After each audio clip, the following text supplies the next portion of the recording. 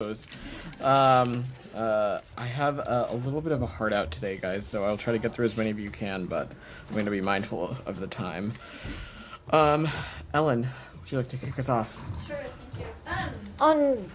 Secretary Blinken has made a decision to give Israel more time to rectify the situation with the IDF unit that after deeming that it was guilty of gross abuses of human rights and that Israel has not held it accountable.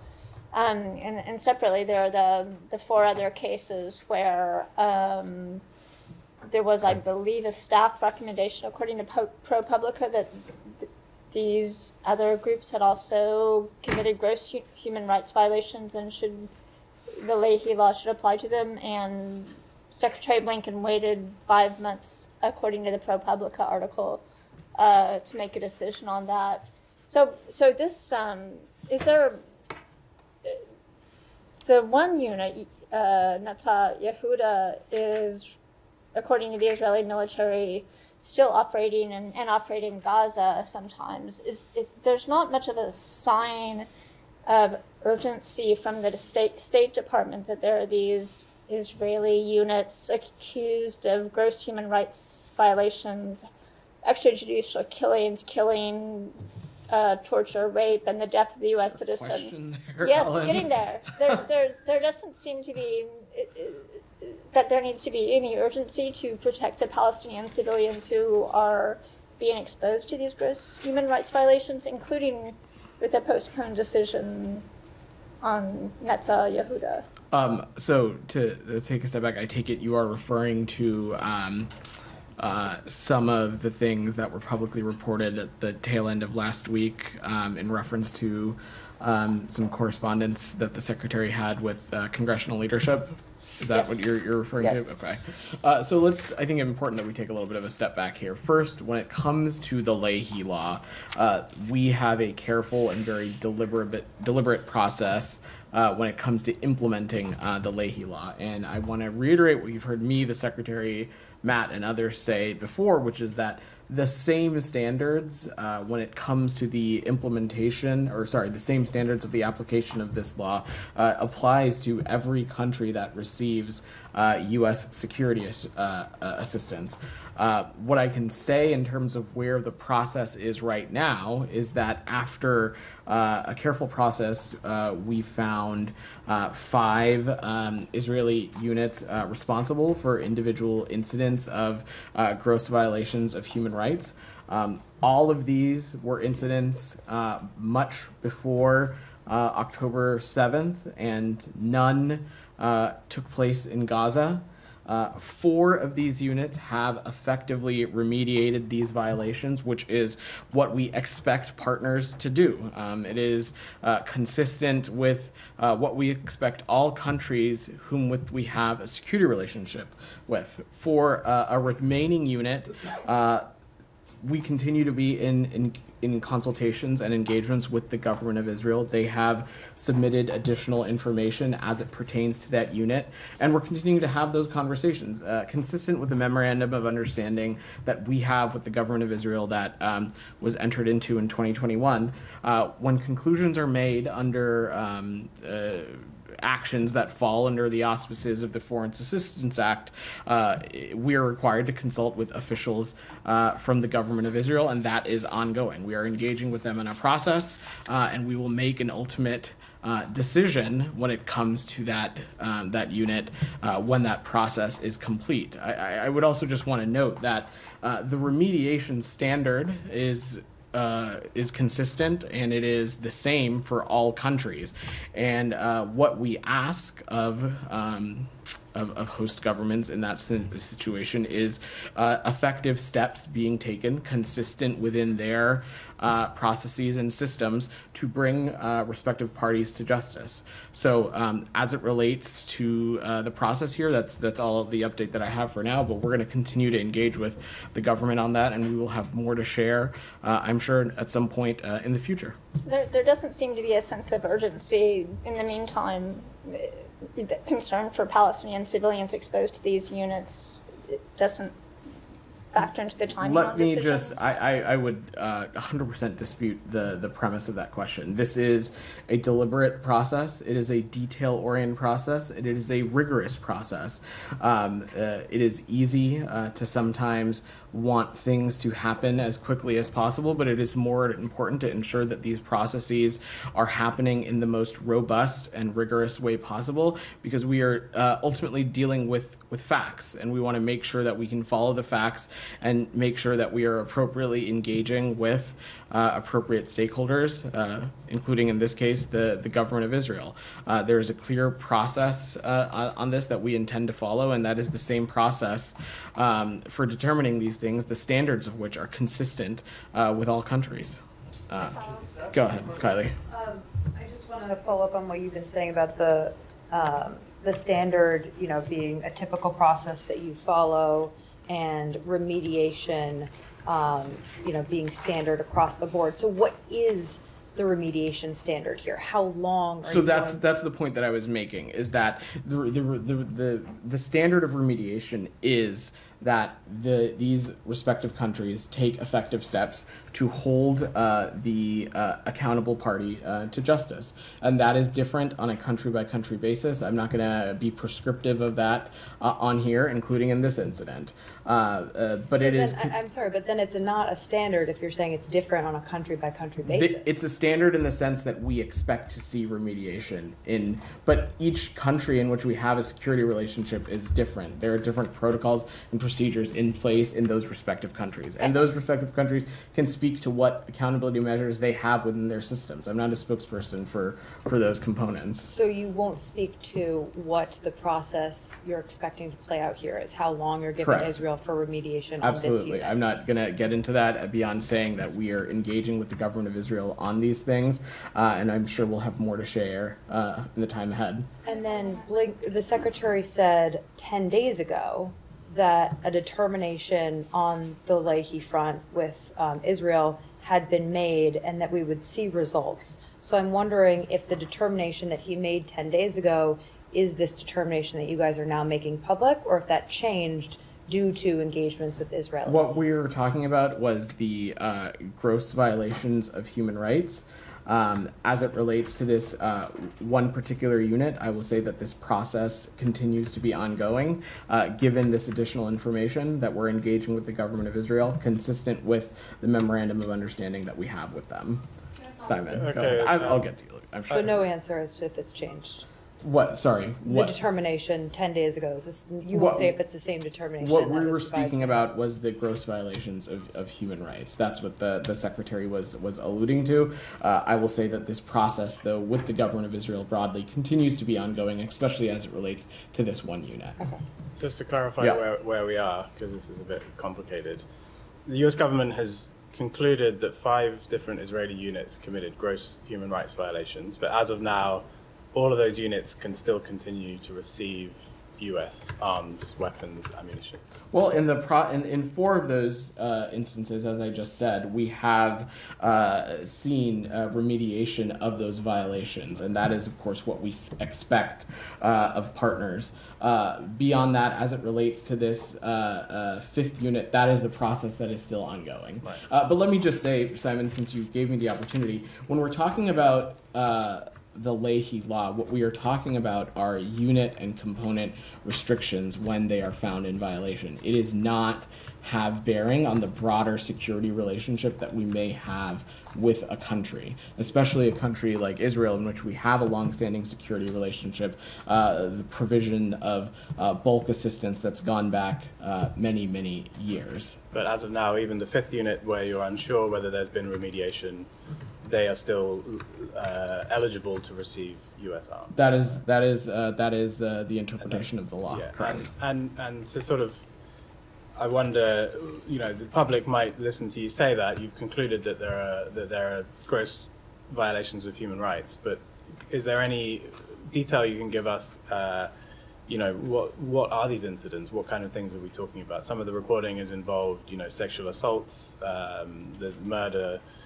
Are these is there anything you can tell us about what this conclusion is? So I'm not going to get into the specifics of these incidents from up here because overall the totality of this situation continues to be an ongoing process, but I have no doubt that we will have more to share in the time ahead, and that is consistent with the appropriate congressional pieces as well as the engagements with the host government on this. And you're not going to tell us what the units are in question. Again, that is not something that we generally make public beyond through appropriate consultations with legislative bodies as well as the host government. So the U.S. government has conducted a process, found that these units have conducted gross violations of human rights. That sounds very serious, but you won't tell us what those violations were, who committed them, and you're going to continue to send weapons to them.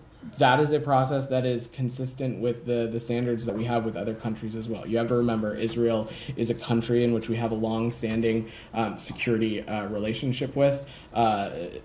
Other countries similar in this grouping, I would say, would include the government in terms of the kinds of relationship we have, include Ukraine, include Egypt, and in those kinds of countries, there is a proactive vetting of the whole security universe, a constant evaluation in close consultations with our embassies and consulates, NGOs, civil society, media reporting on the ground as to assess what is happening in those countries. And so consistent with that process, we I'm not in a place to share publicly the specific components of their security services in which this is applicable to.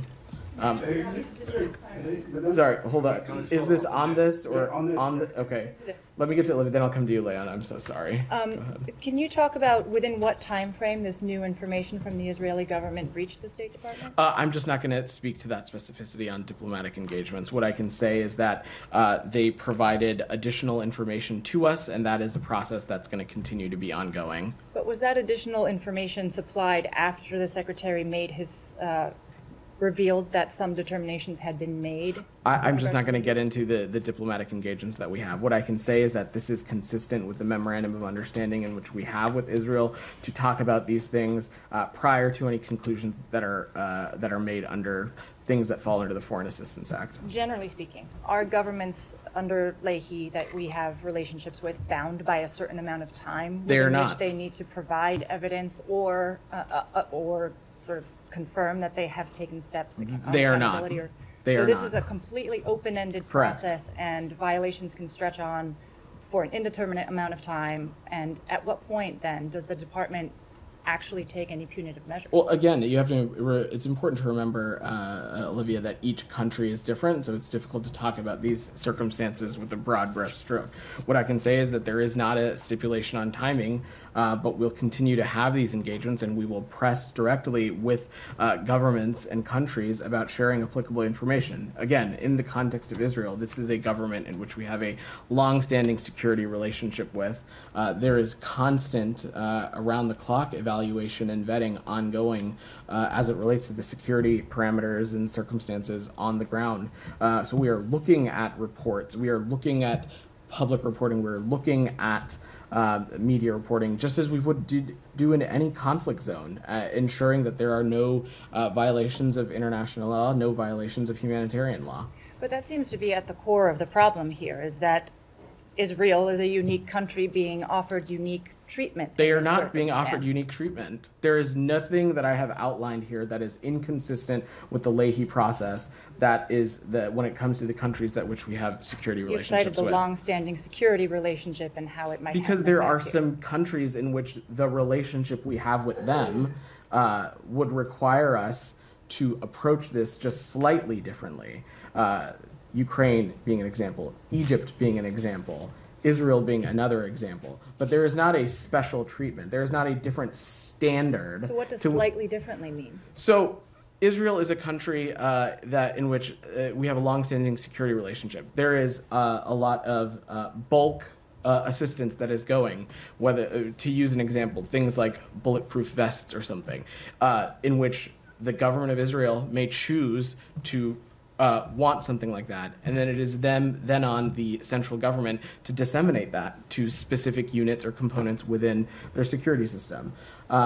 So for countries in which we have that kind of longstanding deep relationship, in Israel's case, it's called the Israel Leahy Vetting Forum, there is around the clock, proactive, constant vetting and evaluation of the circumstances that are on the ground to assess whether there are whether there are violations of international humanitarian law, violations of international law. That is a process that is ongoing. There is no such thing as special treatment or double standards here. The standards of the Leahy Law are applied consistently to all countries. Now, in some countries, like the ones that I stipulated, the security relationship is such as that there is this additional forum vehicle, but that is not a double standard or any kind of special treatment. I want to defer to my colleagues, which is, I mean, it seems hard to countenance. There's no double standard with this is a special arrangement and set of circumstances. It's not a Israel special enjoys. arrangement. The standards of which are in fact, it is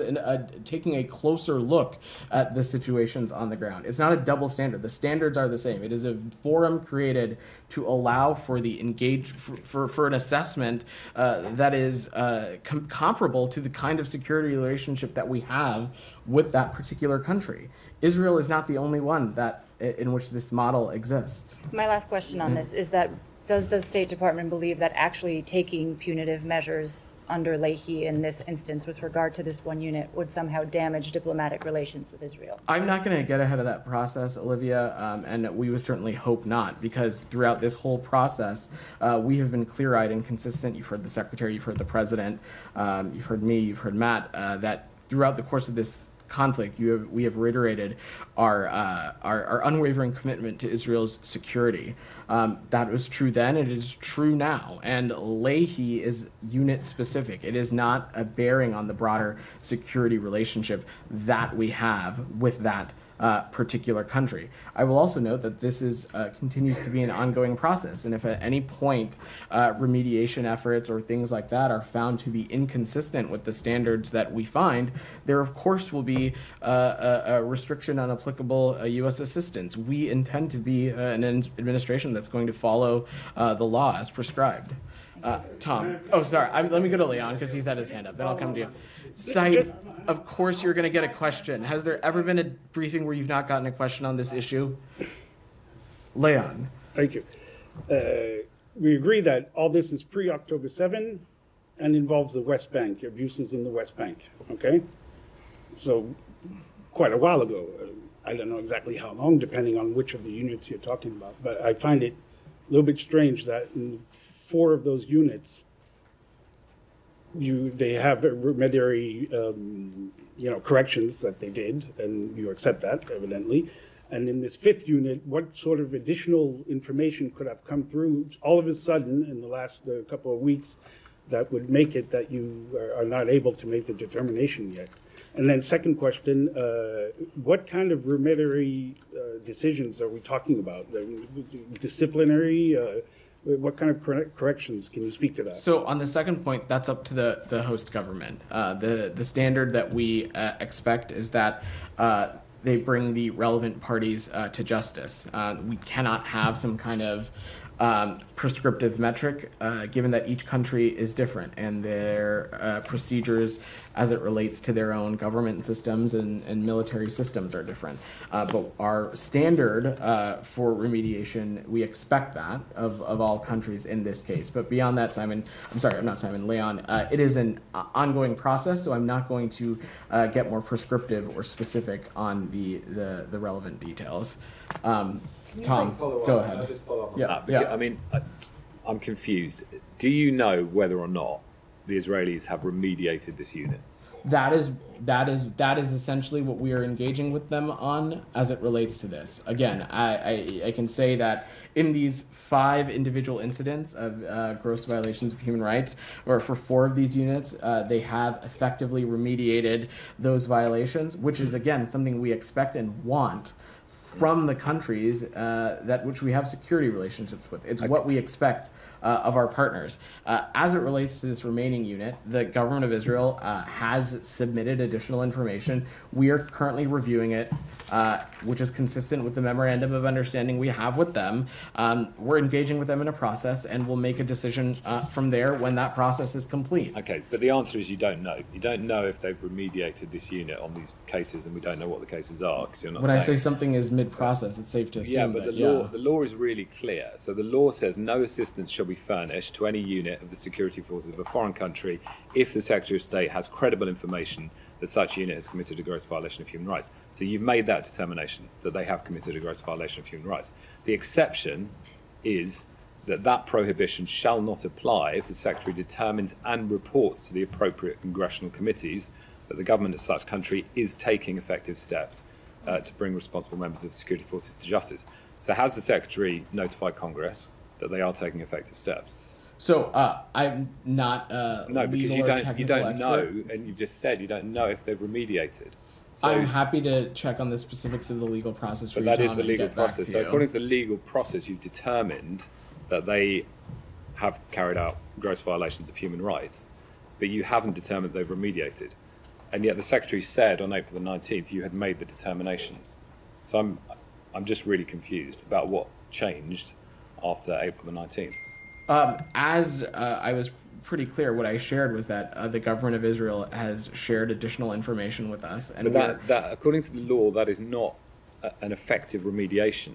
So at the moment, you have a situation where you have determined there is a gross violation, but you don't have remediation. And I can't see any part of the law which says you might decide over a couple of days that it's been remediated and therefore keep the security assistance going. So, like I said, this is an ongoing process. I'm not going to speak to it more specifically, but consistent with the memorandum of understanding that we have with the government of Israel, we are engaging with them, consulting with them as it relates to not just this broader process, but additional information that they've shared, and we'll have more to share in the time ahead. Saeed, go ahead. Thank you, Vedant. By the way, can you share with us the outcome of the investigation of the death of Amr Asad that actually died while in custody with this unit, Nitzay Ouda? Do we know what was the outcome of that investigation? I don't have any specifics. Could to you that right could now. you I'm look happy into to it? check Yeah, for you. please, Saeed. thank you. Yeah. The other thing is, it seems that Israel has rebuked the United States call, or your call the other day, for investigating the mass grave, the mass burial, and all these things. Do you have any comment on that? So, Saeed, there's been some, and if you'll allow me a quick second, I don't have, make sure I just the right thing here. As it relates to this site, the IDF has been pretty public in that in its search for Israeli hostages, they uncovered graves in the area where Palestinians had previously buried their dead. There has been some pretty consistent public reporting dating back to January that is an area that Palestinians had to bury some bodies, but the IDF can speak more specifically about that process. But you heard me speak to this, you heard the National Security Advisor say, and consistently across this administration, I'd say that the facts matter, and of course, if there is any kind of inconsistency, that needs to be looked into. But I believe that the IDF has spoken publicly about what this is and what this isn't. Okay, so you accept their answer. I mean, their answer was, we did not do that, we don't do this. I mean, that was, and they consider the matter to be over. Do you consider the matter to be over? Saeed, I just said if there are in fact any inconsistencies, then that should be looked into. But based on even just the public reporting, the IDF has been clear about what this is and what this isn't. That being said, we engage with the government of Israel and the IDF around the clock. This is something we'll continue to discuss with them if we need to raise any further issues. Okay, a couple more questions, if you allow me. It has been reported that the U.S.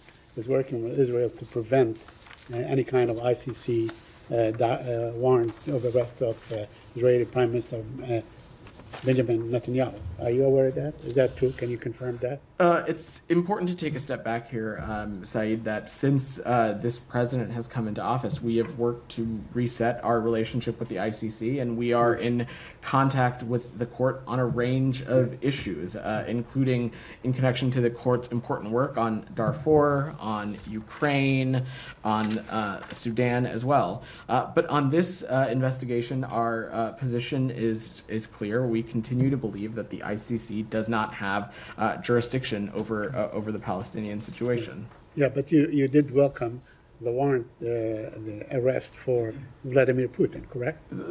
I mean, you welcomed it. I'm just asking you. Said these are two very different. First of all, I don't appreciate. You literally are, though. You literally are. There is no moral equivalency between the kinds of things that we see President Putin and his and the Kremlin undertake in comparison to the Israeli government. Well, I'm not asking for justification. I'm saying you did welcome it. Right. This is also not the ICC, as you know, is not. We are not party to the Rome statute. That's true. Let me ask you one last question on the Saudi trip, on the Secretary's trip to Saudi Arabia.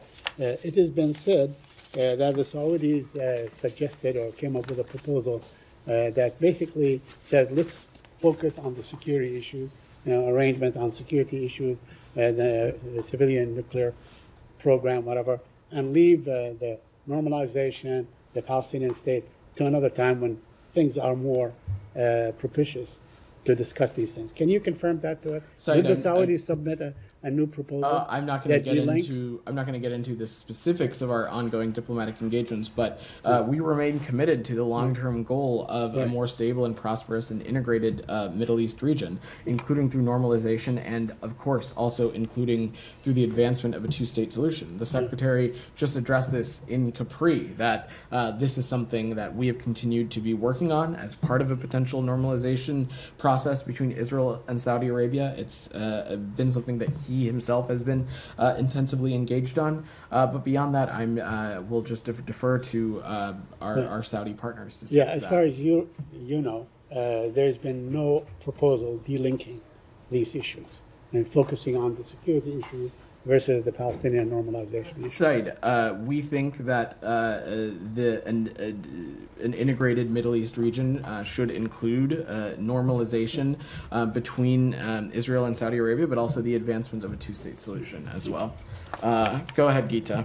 Thank you, on the ceasefire aspect of the Gaza war, the Secretary in Riyadh today said that, and I quote, between the people of Gaza and the ceasefire is Hamas, unquote. He met with the Arab foreign ministers. He met with the Turkish foreign minister there. Does the State Department see a role for the Islamic Republic of Iran on this decision by Hamas that everybody's waiting on to whether to take the proposal or not, one way or another? I cannot think of any actions in the past, I don't know how many years, that the Iranian regime has taken that one that has actually been beneficial to the Palestinian people. What I would just say broadly, any country is welcome to play a positive role, but actions speak louder than words, and when it comes to the actions of the Iranian regime, the track record is pretty clear. They continue to be one of the largest exporters of terrorism. They continue to be a backer and funder of groups that have been focused on destabilizing and bringing violence to the region. So their actions are pretty clear here. Go ahead in the back. Yeah. Thank you very much. On Friday, State Department strongly commended the attack on the Hormuz gas field in Kurdistan. But my question is, how the United States can protect Kurdistan region from militia groups where there is also U.S. investment in the region? So we do strongly condemn the attack on the Hormuz gas field, and we offer condolences to the families of those who were killed, and we wish for quick recovery of those who were injured. And as we've said previously, attacks like this on civilian infrastructure, they're an affront to Iraqi sovereignty. Go ahead, Sam.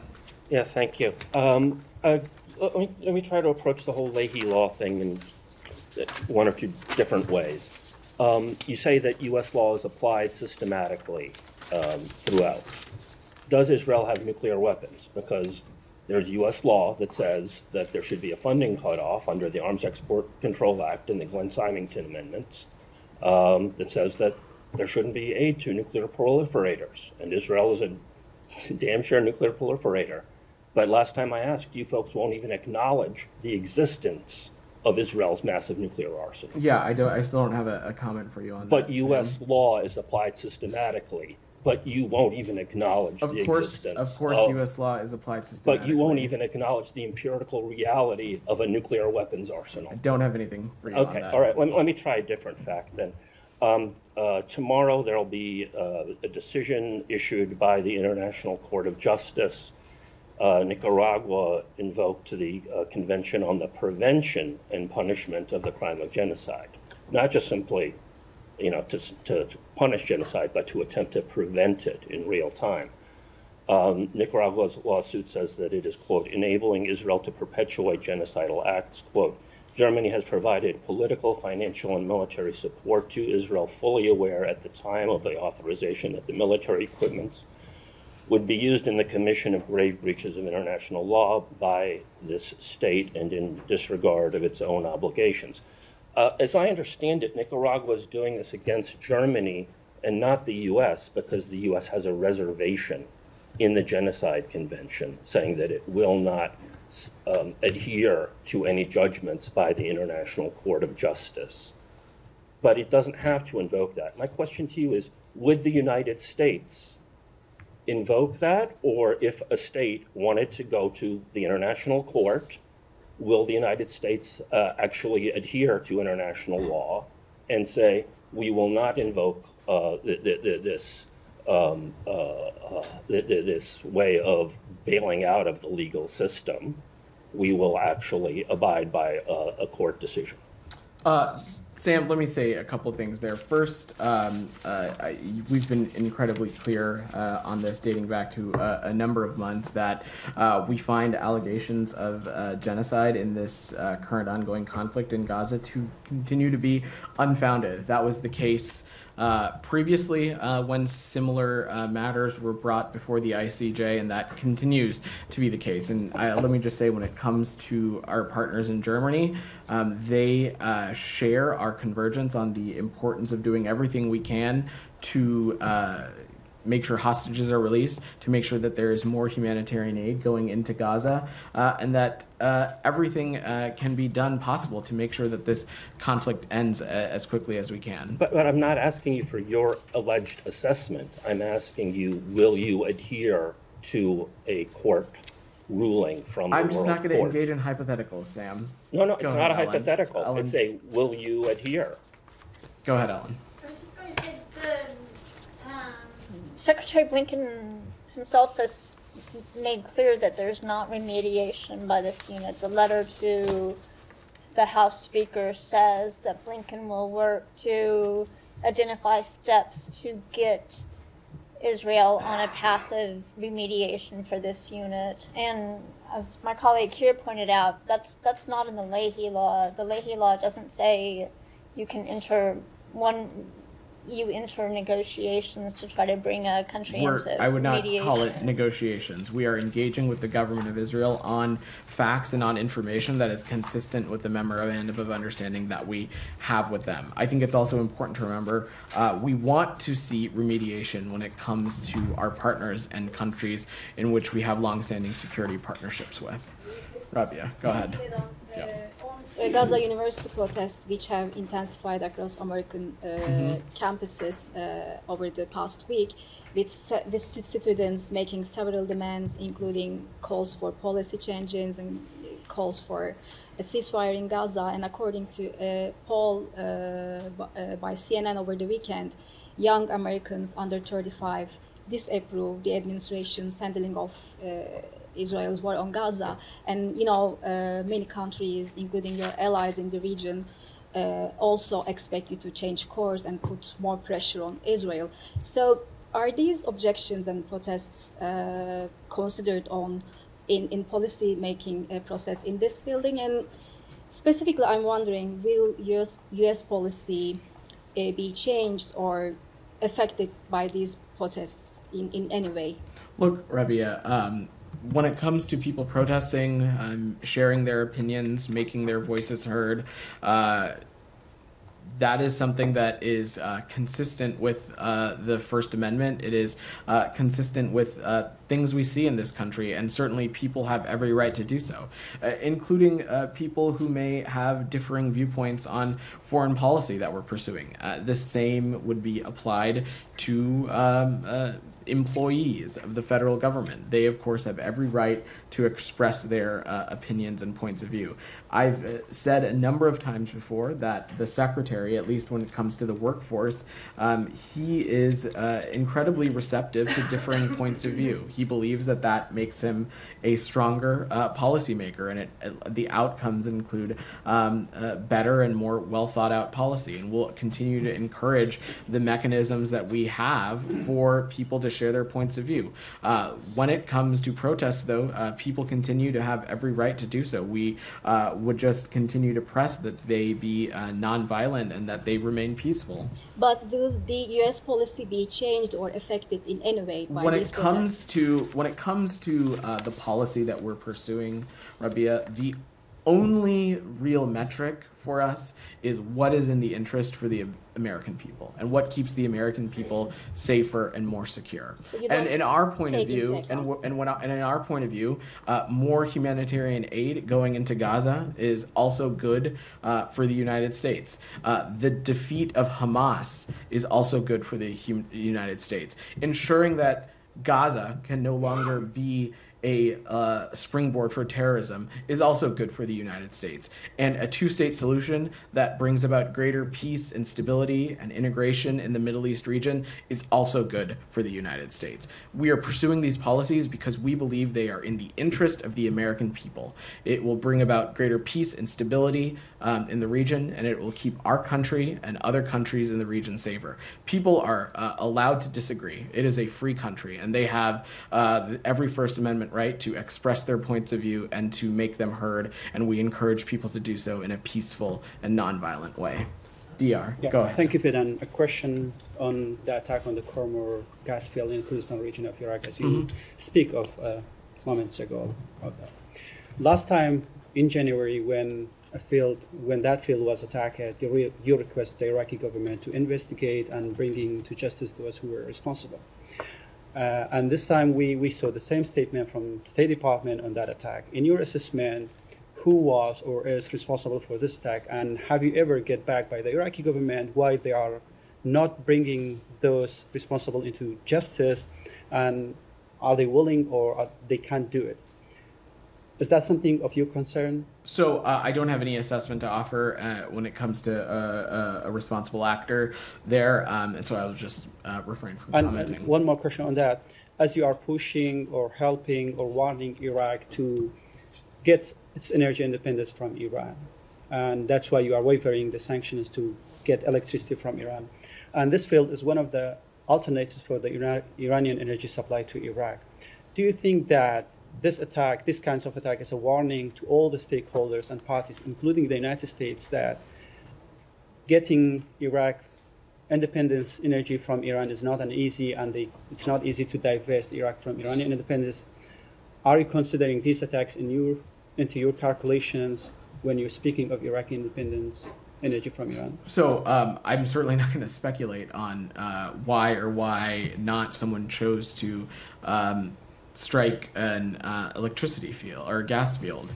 What I can say, though, is that these kinds of affronts to civilian infrastructure, they are a direct attack on Iraqi sovereignty, and that's why you saw us condemn them. But I don't have anything else beyond that. Michelle, go ahead. On the normalization between Israel and Saudi Arabia, Secretary Blinken said that we're getting close to an agreement on bilateral things. Can you elaborate on that? I can't, Michelle. I'm not going to get ahead of the process here, but the Secretary just last week in Capri was laid out that this is something that we've been working on, including as part of a potential normalization process between Israel and Saudi Arabia. It's something that we've been intensively engaged on, and we believe that this is something that is key to what is our long-term goal, which is a more stable, prosperous, and integrated Middle East region. Olivia. One quick question Yeah. on hostages. Yeah. Public comments by the Secretary this morning, he indicated that a new offer by Israel on the table is extraordinarily generous. Is there a sense that a deal is closer than it has been in recent weeks, or is Hamas the same unknown that it has been? So our hope is that of course, that some kind of progress can be made. We remain committed to reaching a deal for an immediate ceasefire that secures the release of hostages and takes some additional steps for the surge of humanitarian aid. To echo the Secretary, a generous deal has been put on the table, and it's now on Hamas to accept the deal. I will just say that currently, what is standing in the way between a ceasefire and some progress for the Palestinian people is Hamas. Go ahead. Clarification on this one, please. Go ahead. Now, the secretary was talking about sustainable calm. What we heard today from the Foreign Secretary of the United Kingdom, David Cameron, he was talking about 40 days of ceasefire. I'm not going to be prescriptive about this process, Saeed, beyond saying that we're committed to reaching a deal that includes an immediate ceasefire, that includes the release of hostages and additional humanitarian aid. It's something that we're continuing to work towards. As the Secretary said, a generous deal has been put on the table, and really the responsibility now is for Hamas to accept it. But it includes no time. I'm not going to be prescriptive about the process, Saeed. Go ahead. I just want to follow up on Saeed's question regarding Omar Assad. Now, Netza Yehuda has been cited for gross violations of human rights, including for being responsible for the death of an 80-year-old American citizen, Omar Assad. So that took place almost 2 years ago, 2022, and now you're saying that Israel presented new information and that there's a discussion for remediation of that military unit. What kind of new information, provided almost 2 years later, could make the family of Omar Assad, an American citizen, feel like they've received any kind of justice?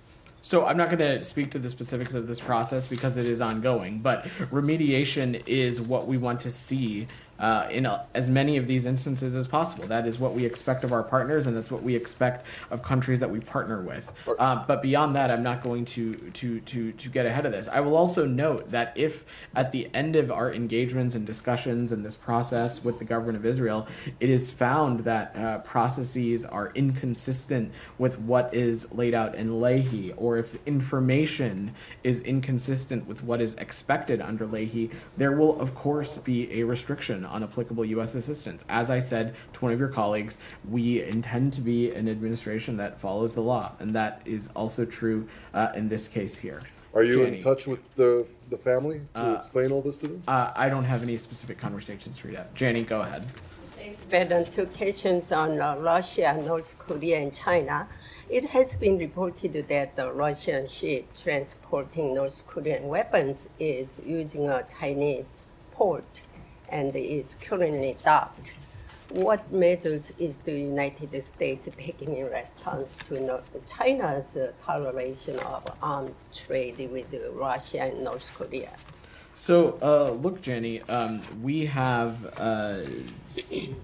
this is something that we take incredibly seriously. You saw the Secretary and Matt and myself speak about the closening of the relations we are seeing between Russia and the PRC, especially as it relates to ongoing endeavors, as it relates to the Russian defense industrial base. We think that is not just risky to the region, but it is directly an affront to Ukraine.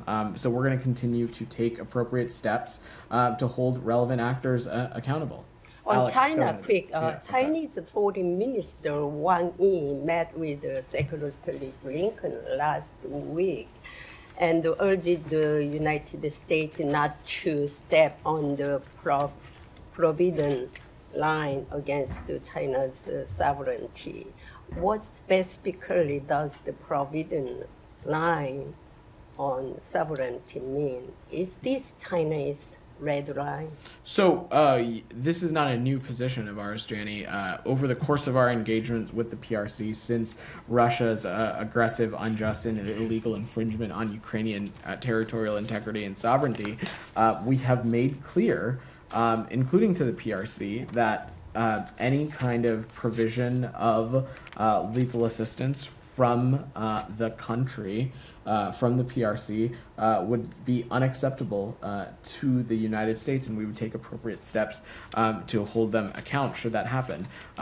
We reiterated that, and will continue to reiterate that in every engagement that we have. Alex, go ahead, and then we're going to wrap. Staying on Russia, then I have a couple more on the South Caucasus. You can get one. Over the weekend, yeah, thanks so much. Over the weekend, Russia arrested 2 more international reporters, one working for AP, another one for Reuters. What do you know about their cases, and do you have any response? So I don't have specifics that I can get into, Alex. Again, when in any of these situations involving detention, we're dealing with privacy areas as well. But to take a step back, the Kremlin has an egregious track record when it comes to its crackdown on media freedoms, its crackdown on journalists, its detention of journalists. I would point you no further than the case of Evan Gershkovich, who continues to be wrongfully detained by the Russian Federation, and we're going to continue to do everything we can to ensure the release of both Evan Gershkovich and Paul Whelan. All right, thanks everybody. Thanks.